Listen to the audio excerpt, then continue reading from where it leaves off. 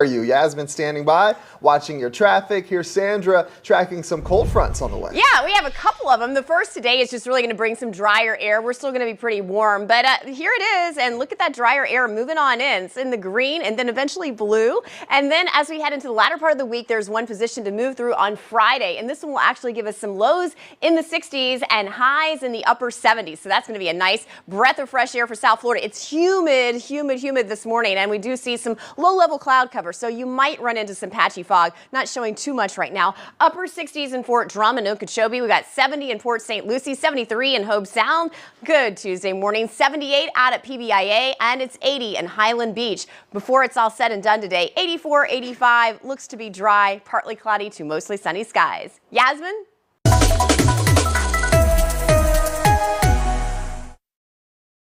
Bringing it to you. Okay, let's take a look at what we've got outside right now. Things look good. A little moisture staying away from us today. Weak front passes through, reinforced dry air mass. Tomorrow will be near average with the low 80s. Today, though, mid 80s. Let's fast forward to Friday. Another cold front, which will put us into the upper 70s for daytime highs for Saturday and Sunday, and lows will be back into the 60s. We have a few 60s out there right now. Upper 60s in the Okeechobee region, 69 in Fort Drum. It's 70 right now in Vero, 73 in Palm City, and 70 in Indiantown.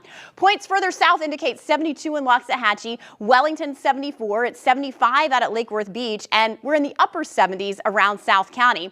Headed for above average readings again today, but drier conditions, partly cloudy, lower to mid 80s, more along the lines of 84 to 86 later on this afternoon. So great looking 7-day forecast. Tomorrow, we're going to shake things up a bit. In the wake of the front, it's going to be much windier. And so with those wind gusts in excess of 25 miles an hour tomorrow, we're going to stir up some moisture as well. Only about a 30% chance, but our high is only at 81. We get rid of that moisture on Thursday. We'll see 81 degrees, beautiful sunshine. Friday, that secondary front I led with will get through here and put us down into the upper 60s. This is for West Palm Beach, our overnight low on Friday night. That means the lower to mid 60s on the Treasure Coast for Friday night. Beautiful weekend, refreshing, lower humidity with the upper 70s and abundant sunshine and dry conditions holding the line all the way through the start of next week. Now, we're not done with the tropics yet. Until the end of November, we have to go for hurricane season,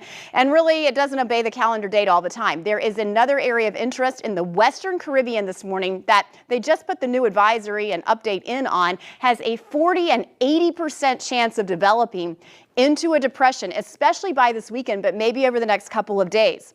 The next name on the list is Sarah, and it looks like this entity, whether it be a depression or Sarah, will be meandering around the Caribbean for the weekend.